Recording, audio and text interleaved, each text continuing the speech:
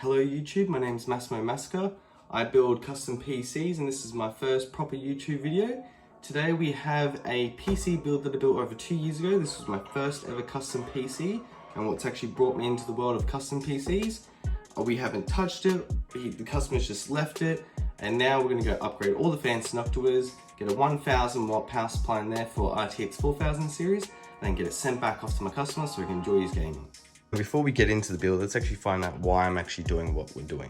So, first of all, the power supply, it's 650 watts. At the time, for a 2070 Super, that's good enough, nothing fancy, but I didn't necessarily prepare the PC build for the future. I only did them what there was good enough at the time. I've learned since then, so now generally most power supplies that I spec in PCs are around 850 watts or higher. So for this build, we're going with 1000 watts.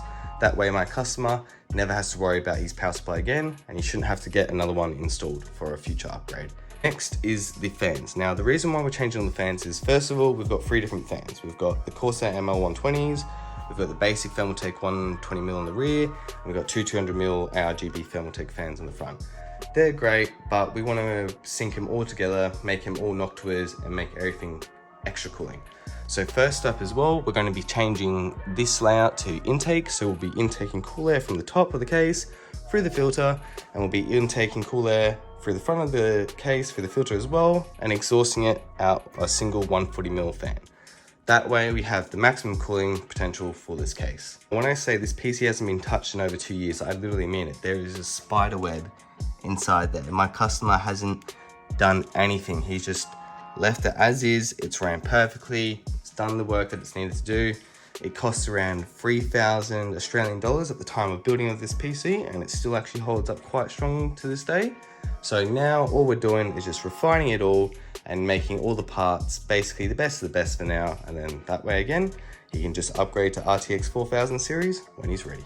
Now let's check out the parts that we're installing. So for the power supply, we're going with the MSI MPG A1000G. It's basically one of the best bang for your buck power supplies. It's 1000 watts. The only thing that necessarily comes close in Australia, that is the Silverstone Strider Gold S, I believe, or the Platinum series. But again, this is the exact same price. This clears it, double the warranty, extra cables. It's a mint power supply. Onto our fans though, we've got our two 200mm Chromax for the fronts. We've got our two 120s for the CPU cooler, and then we've got our 140 for the rear. We've also got a 4 PWM fan hub from Deepcool. That way we can sync the rear and the two front fans together, and then these will be synced onto the actual CPU cooler itself. Now we understand what we're doing and why we're doing it, let's get onto it. Firstly, let's take off our side panel. Cable management wasn't too bad for my first ever custom PC build, but we can definitely do way better than this. Anyways though, let's get on to unplugging everything.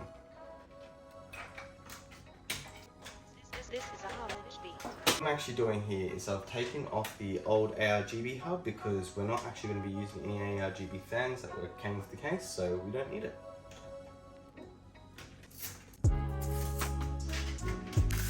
Time to take off the front panel. Nice and dusty. Time to move on to the front. Take off the rear fan as well. Rear fan gone.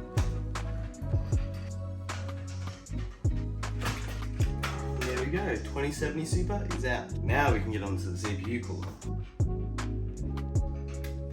Putting a paper towel down so we don't scratch anything. The CPU cooler. Now we can take off the radiator.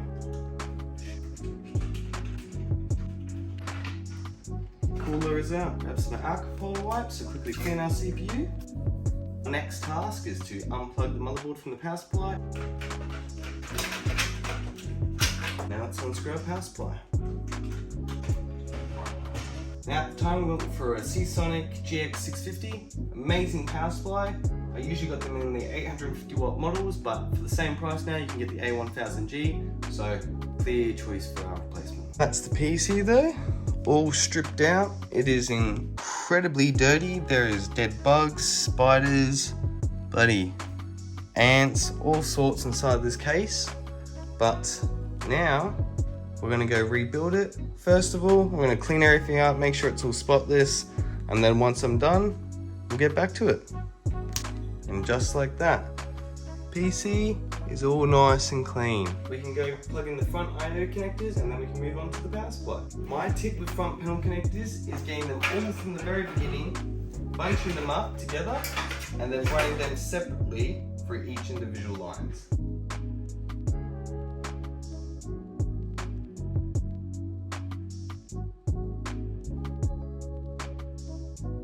And there you go, the front panel connectors have been installed. As you can see from the front, it looks fairly clean. The only thing I'm not necessarily a fan of is this, but you can't always get it perfect.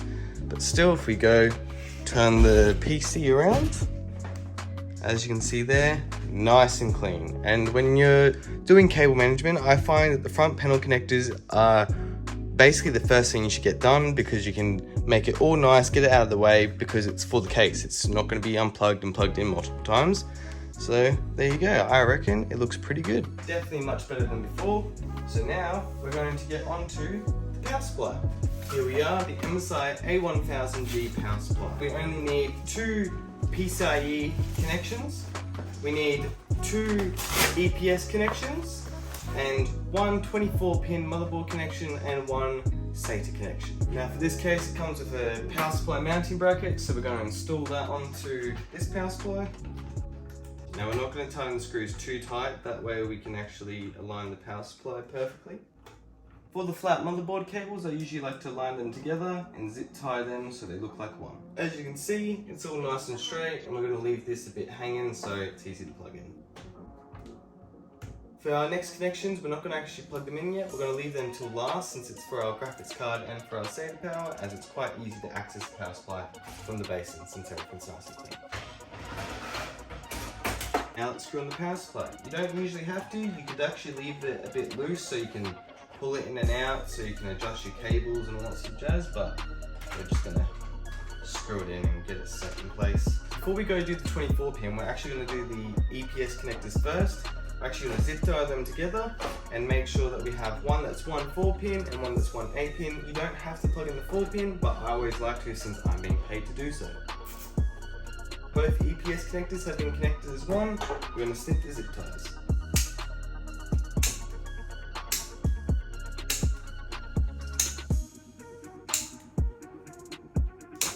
Now let's go plug it in. Now to clean it up, we're just going to actually tuck this cable down the side. There we go, nice and tidy, nice and hidden. Now we can do our 24-pin. Now to keep it nice and tidy, we're actually going to run it in between the 2 SSD bays, that way it doesn't interfere with the hard drive bays or anything else. To make sure everything fits nice and snug, we're actually going to see if the side panel actually goes back on. Nice and easy. That's what we want for our customer. Already taken off the radiator fans and we're replacing them with the Noctua Chromax NF-F12 fans. It's the fan and we're going white and black for the vibration mats. For our radiator placement, I'm actually going to install it like this. That way our tubing doesn't actually go in front of our RGB RAM, so it looks better. When installing our fans, we're going to have the cables facing towards the back of the case, so it's not in the way. Now when screwing in the fans, we want to make sure that they're evenly tightened, that way we don't put too much pressure onto one side and possibly damage any parts.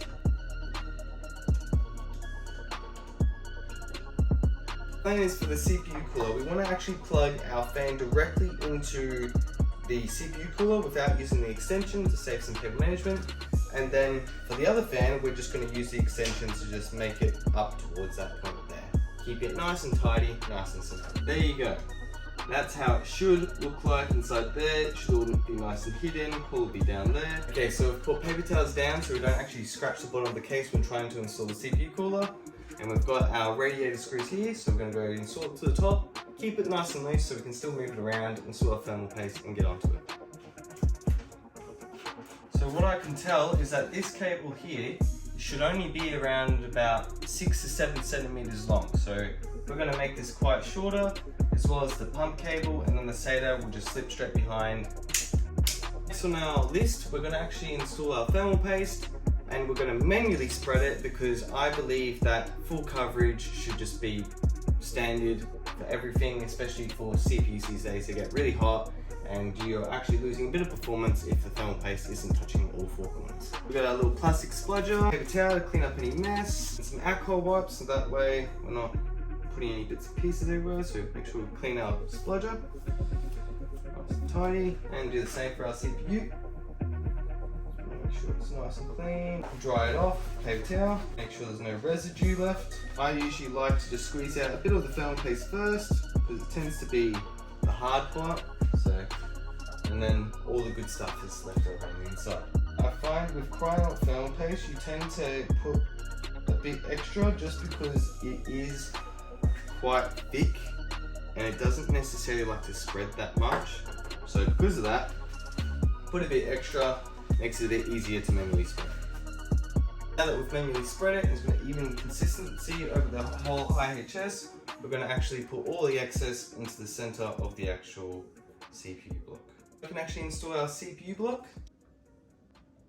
Now that our CPU block's actually installed, we're going to plug in all our cables. That's our first PWM cable plugged in. Now for a cleaner look, we've zip tied the two fan connections together. That way they don't just fall down or anything like that. What we have left is our pump connection and our SATA connection on the rear. So we're going to go do our pump connection now. Okay, our pump cable has been plugged in. We're going to tighten our CPU cooler and lock it in place. Now it's tightened, we're going to do our 140mm rear fan and then our front 200mm fans. Rear fan is done. We're going to plug in our PWM extension cable, line it up and screw it in. Okay. There's our rear fan installed, looking pretty snazzy. Now let's install our two 200mm fans for the front.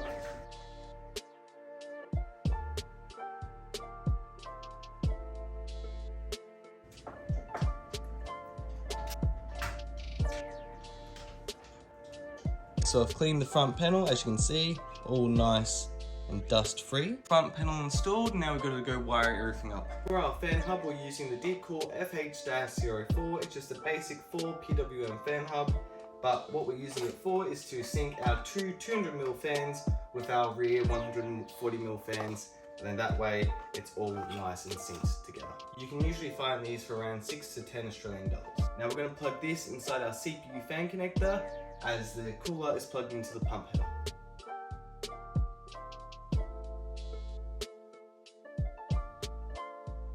That's all the PWM connections plugged in. Now all we have left is SATA power and the two PCIe cables for the GPU.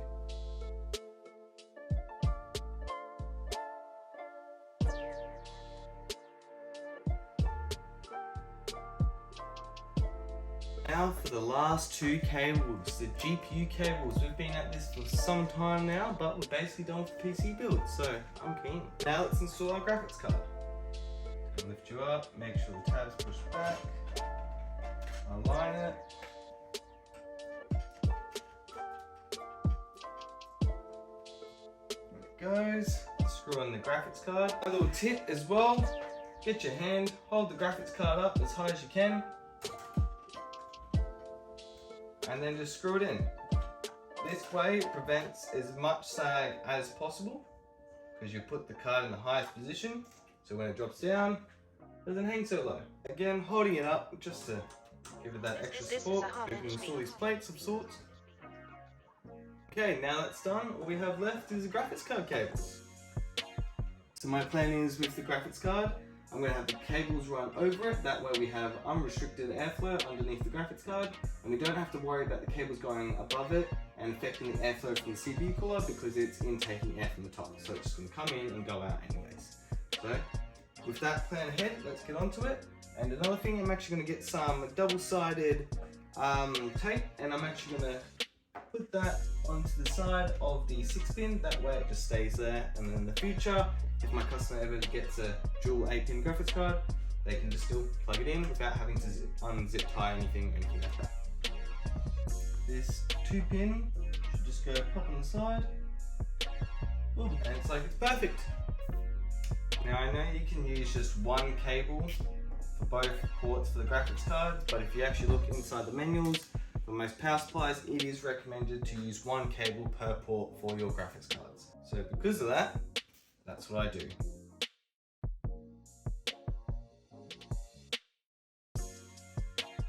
Moment of truth. Let's see if this side panel just slides straight on.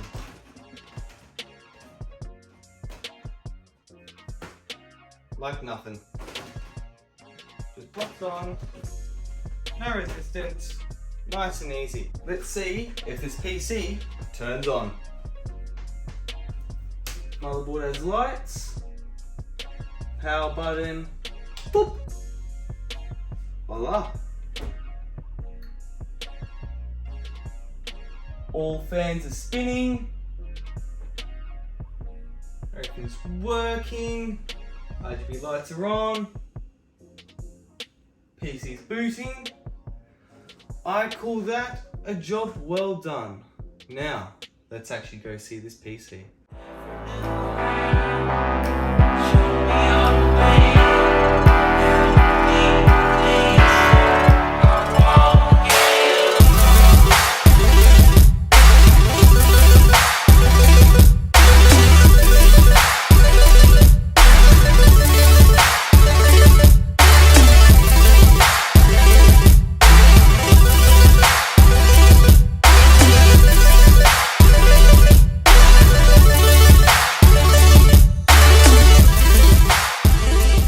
Thank you all for watching my first YouTube video. If you like this type of content, like and subscribe, and keen to see you in the next video. Have a great day.